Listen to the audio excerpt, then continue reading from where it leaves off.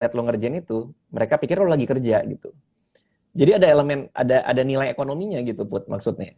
Kadang-kadang orang kan kalau misalnya kayak passion gue tuh rebahan. Gue tuh emang suka malas-malasan di kasur, tapi kan nggak ada nilai ekonomi dari rebahan kan. Ya mau gimana gitu. Jadi mencari nilai ekonomi itu yang kadang orang suka lupa soal passion gitu. Passion dia lari gitu misalnya.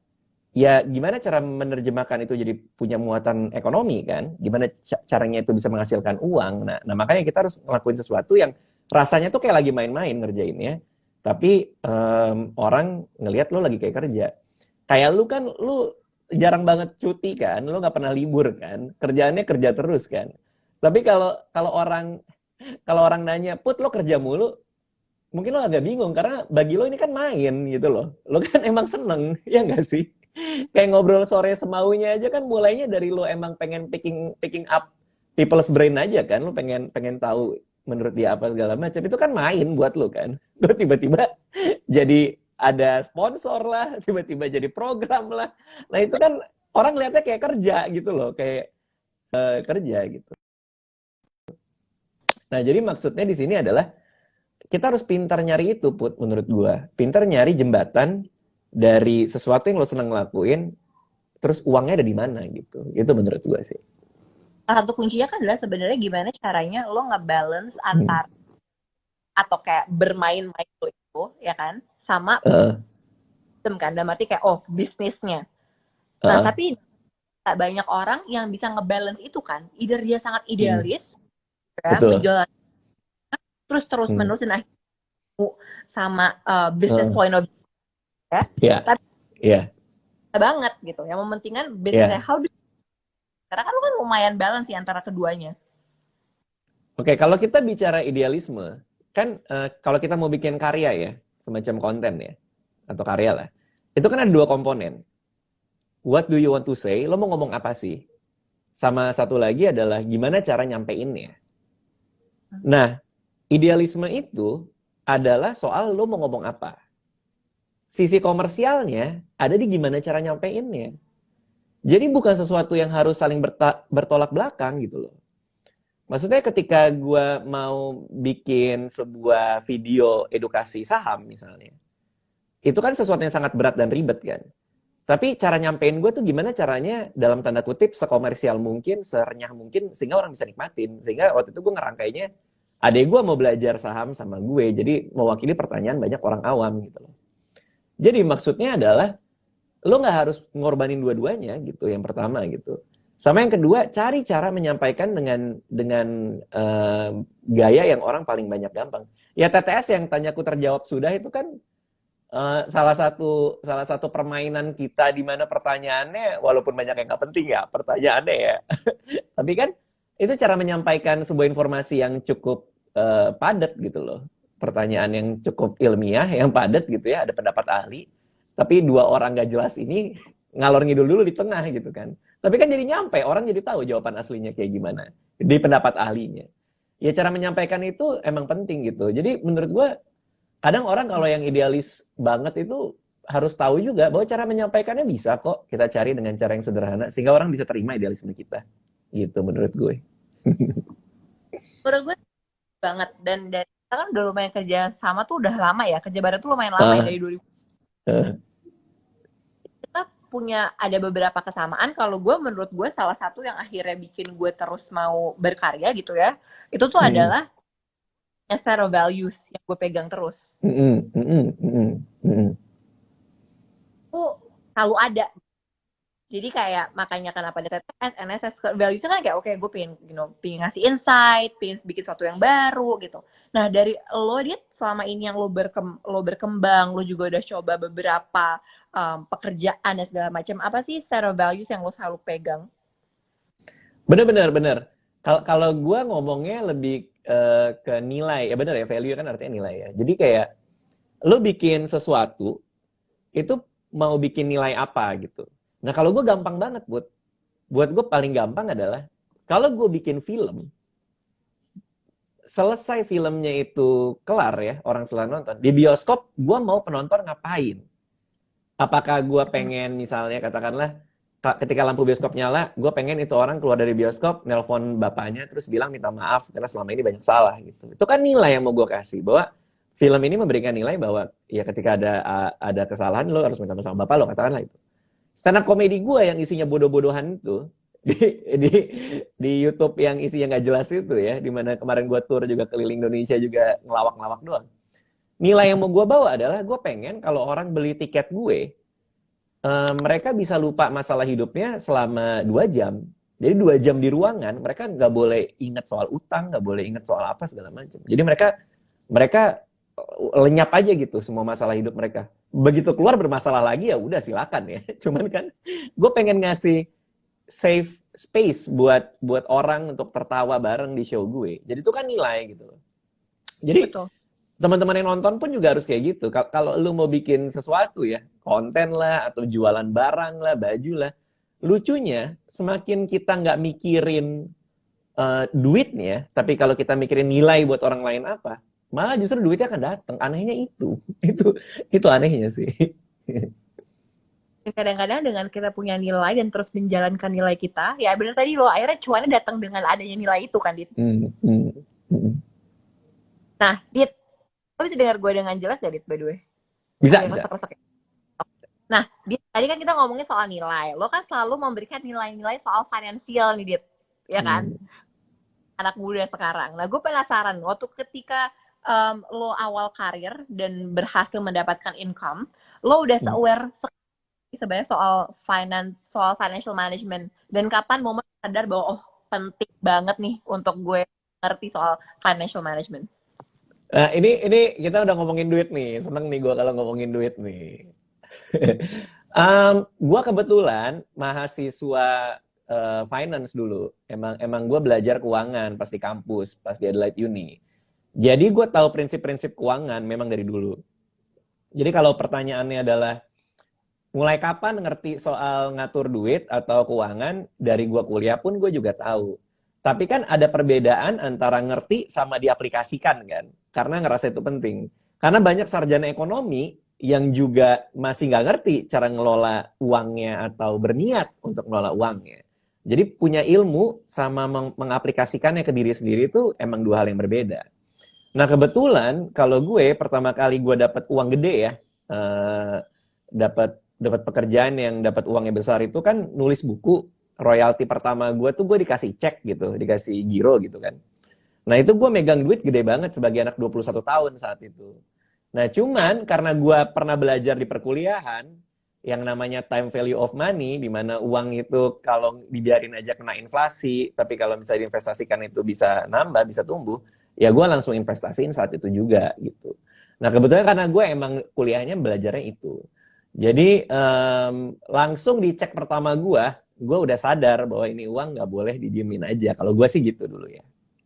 Tadi, berarti menurut lo apa hal yang paling penting untuk dilakukan anak muda zaman sekarang nih yang baru mulai untuk disiplin soal financial management mereka? Apa yang paling penting untuk tahap awalnya apa, Dit?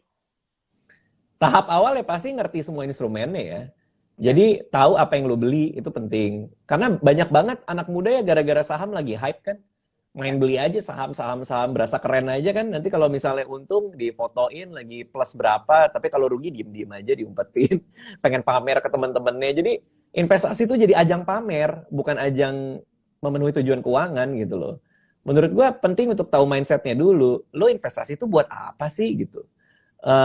Kalau buat gue untuk memenuhi tujuan keuangan, bukan buat pamer ke orang. Kalau kan kadang orang kalau ngedenger saham aja udah berasa gaya kan, gue punya saham nih, ih gila gaya banget gitu.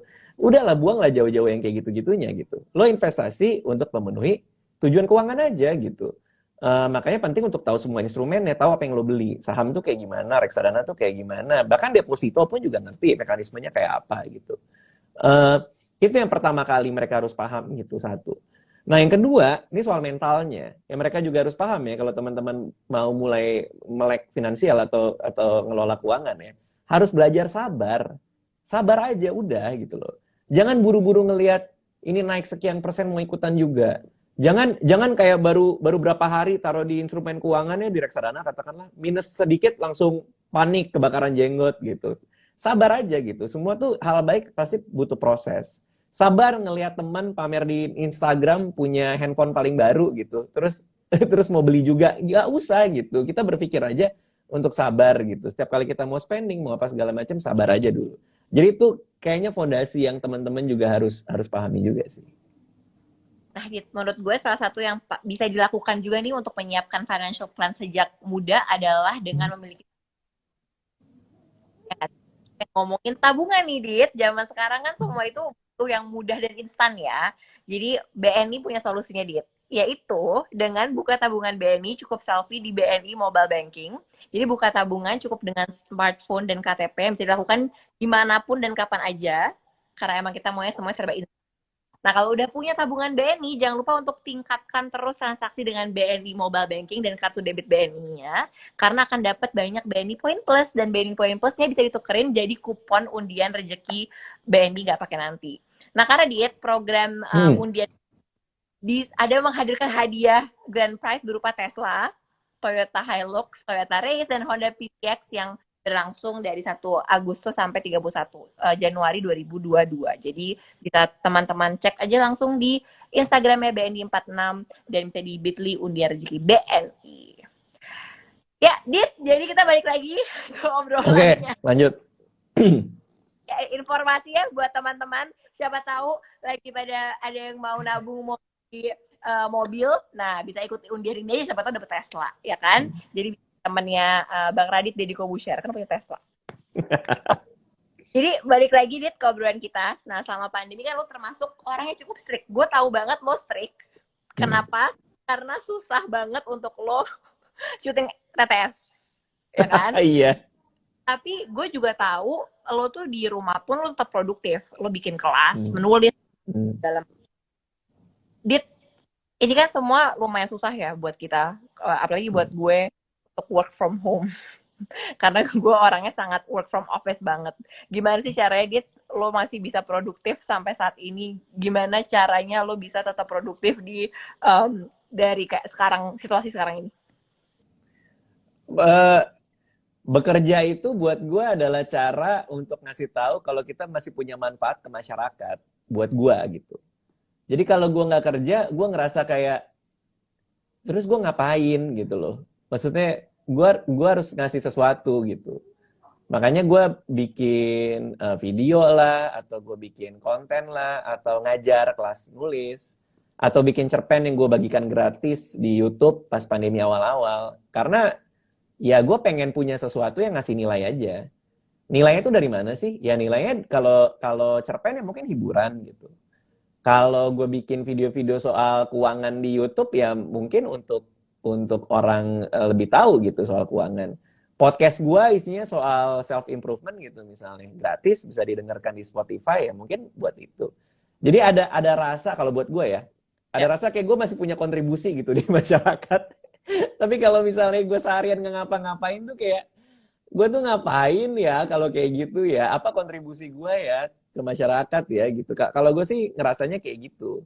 Dan emang dari kecil itu gue kan selalu disuruh kerja ya sama nyokap gue. Dalam artian gue kalau liburan kuliah tuh nggak boleh di rumah sama nyokap. Pasti udah dijorok-jorokin tuh kayak kamu cari magang kayak cari apa segala macem gitu. Jadi lama-lama habit itu kebiasaan gitu. Sekarang gue jadi kalau nggak ada kerjaan gue bingung mau ngapain, jadi gue isi aja. Kelas nulis itu, ketika gue bikin kelas nulis, itu pun juga gara-gara gue lagi nggak ada kerjaan juga. Hari Sabtu Minggu weekend tuh kosong, nggak ada stand up, nggak ada apa, gara-gara pandemi.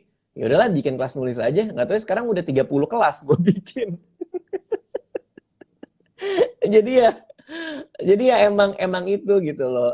Ada rasa puas gitu ketika membuat sesuatu kalau buat gue.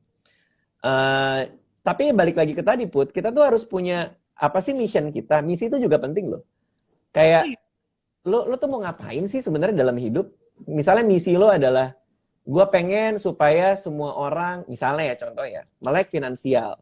Itu kan misi yang lo bawa di dada lo kan. Jadi apapun yang lo bikin akan ngikut ke misi lo ini gitu. Jadi lo bangun pagi, ketika lo bangun lo punya tujuan gitu loh. Karena lo punya misi buat lo capai.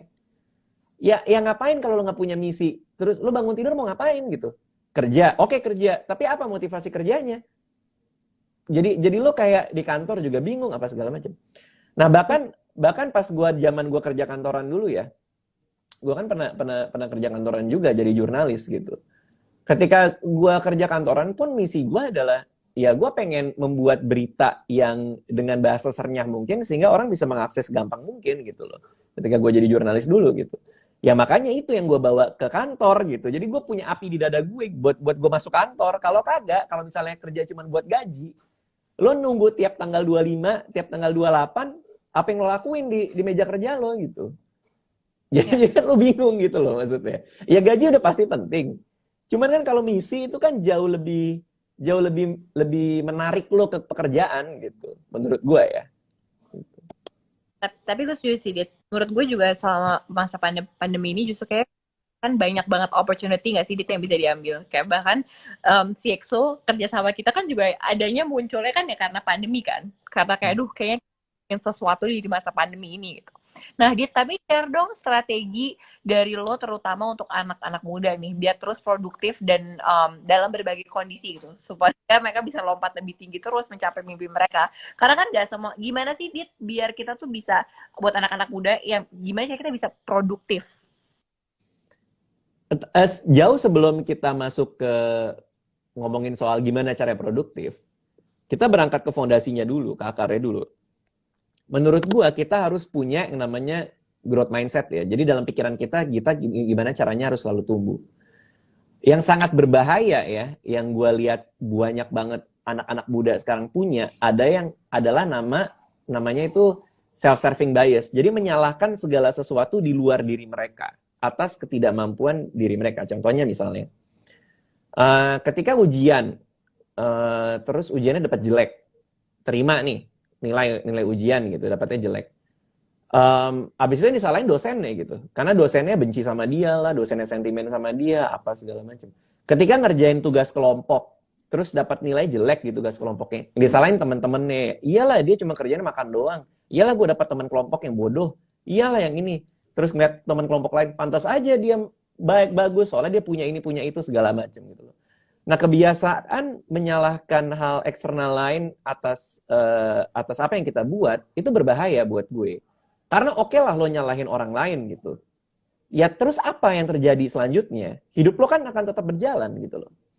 Jadi kalau kita punya growth mindset, kita menghadapi pandemi, maka pemikiran kita bukan, gue nggak bisa ngapa-ngapain karena pandemi di luar. Tapi seharusnya menjadi, di luar ada pandemi, gimana caranya gue menganggap ini sebagai sebuah tantangan ya, bukan halangan nih. Tantangan dan kesempatan buat tumbuh. Dan banyak banget yang gue bikin selama pandemi gara-gara mikir kayak gitu loh. Industri buku sedang terpukul pas pandemi. Gue pengen nulis lagi. Ya gue bikin aja cerpen di YouTube, terus gue gratisin sehingga semua orang baca gitu kan. Nah terus uangnya dari mana? Gue diketawain banyak banget teman-teman penulis pada saat gue gratisin cerpen gue di YouTube supaya mereka baca, supaya orang bisa baca.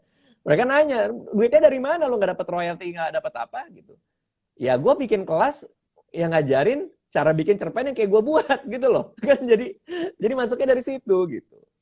Jadi artinya kalau kita berpikiran bahwa ini adalah opportunity buat gue tumbuh, paling nggak kita punya landasan itu dulu. Mau berhasil apa enggak itu urusan nanti ya. Yang penting kan kita punya landasan itu dulu gitu loh. Jangan yang gue nggak bisa ini karena ini, gue nggak bisa ini karena ini gitu. Ya susah gitu buat majunya kalau menurut gue sih. Tapi yang paling penting tuh awalnya mindset ya, Dit. Iya, itu fondasinya. Baru kita bisa ngomongin produktivitas. Baru kita bisa bicara soal, oke, lo udah punya growth mindset. Ya. Sekarang ngerjainnya gimana supaya produktif? Nah, kita baru bisa tuh bicara soal bekerja dengan efektif. Ya, kalau gue selalu misalnya tiap bangun pagi, hal pertama yang gue kerjakan di pagi hari setelah bangun adalah hal yang paling penting harus selesai. Kalau gue gitu. Supaya karena kan gue punya kebiasaan nunda-nunda tuh. Jadi harus yang selesai duluan gitu. Gue punya prinsip yang namanya batching gitu. Jadi kalau misalnya gue ngerjain sebuah tugas, harus sekali duduk dalam 3 jam, tapi banyak yang selesai gitu misalnya. Gue punya prinsip lagi, ngerjain kecil-kecil, sedikit-sedikit. Jadi gue ngerjain satu, habis itu gue main game. Ngerjain satu lagi, main game gitu. Jadi ya macem-macem gitu. Gitu sih. Nah, Dit, kita udah ngomongin soal journey lo juga kan. Dan gue sini kita udah mau, karena kita udah ngobrol hampir 30 menit lebih. Gue soalnya juga di NSS sebenarnya. Nah, gue penasaran nih sama apa enggak gitu. Apa sih, kan udah punya achievement nih sekarang yang udah banyak lah, Dit. Ada nggak sih yang belum kesampaian, Dit? Apa hal yang lu mau lakukan yang belum kesampaian? Ya belum kesampaian ya, gue pengen apa ya? Gua pengen ngajak anak gue jalan-jalan sih, itu aja sih. Gak selama pandemi ini kasihan lo anak gue di rumah doang lo. Gue juga udah empet banget tiap hari harus dengerin Joni Joni Yes Papa tiap pagi nyanyiin dia lagu kan. Udah lama-lama kesel juga gue sama si Joni kan. Jadi ya gue pengen cepet lah ini semua pandemi ini kelar supaya gue bisa jalan-jalan sama sama anak-anak gue gitu. Itu aja sih kalau gue. Dit, tapi kalau untuk kayak oke, untuk karir, untuk ambisi, apa yang lo pingin lakukan, apa yang belum terjadi, sama apa sih yang paling orang sebenarnya lo tuh pingin orang ingat lo sebagai apa, Dit? Legacy apa yang lo mau tinggalkan? Nah itu anehnya gue put, gue nggak tahu. Gue kalau ditanya gitu gue juga bingung gitu. Apa namanya? Lo mau bikin apa? Karena hidup gue jalan gini-gini aja gitu. Jadi satu satu karya baru, satu karya baru, satu karya baru, ntar bikin lagi gitu. Karena gue orangnya cukup bosanan juga kan. Makanya tiba-tiba nanti bikin buku, tiba-tiba lagi nanti stand up, tiba-tiba ngurusin YouTube, tiba-tiba sekarang gue lagi aktif banget bikin reels di Instagram yang isinya semuanya nggak jelas gitu kan. Jadi ya gue hanya ikutin apa sih kira-kira hidup ini ngebawa gue kemana, gue mau bikin apa sih, sebenarnya cuma ngikutin itu aja. Tapi kalau bicara legacy, ya paling gue pengen semua yang gue tahu soal menulis komedi dan lain-lain itu bisa gue turunkan ke teman-teman yang juga butuh gitu, sehingga bisa bisa jadi lebih baik dari gue. Dan gue seneng ngajar soalnya, karena kan keluarga gue keluarga pengajar kan, nyokap gue juga dosen gitu. Gue seneng ngajar gitu, dan gue seneng kalau murid gue ternyata jauh lebih baik dari gue gitu. Jadi gue happy sih. Legacy gue ya mungkin itu, ilmu yang gue punya aja gitu. Dit, tau nggak ada satu lagi yang belum kesampaian yang kita pingin banget kerjain bareng? Ya, Bikin toko kopi, Dit. itu dari kapan tahu dah? Itu dari kita podcast bareng ya di tempat gue ya. Dit, ayolah Ayo, ayo, ayo. Ntar kita ngobrol ya. ngobrol ya. Oke. Siap. Dit, ini pertanyaan terakhir yang gue selalu tanya di NSS, dan kayaknya lu pemecah rekor deh, Dit, karena lu ya gue tanya ini 3 kali. Nggak pernah gue ngundang pembicara lebih 1 kali selain lo di NSS. Oke, Dit, apa pesan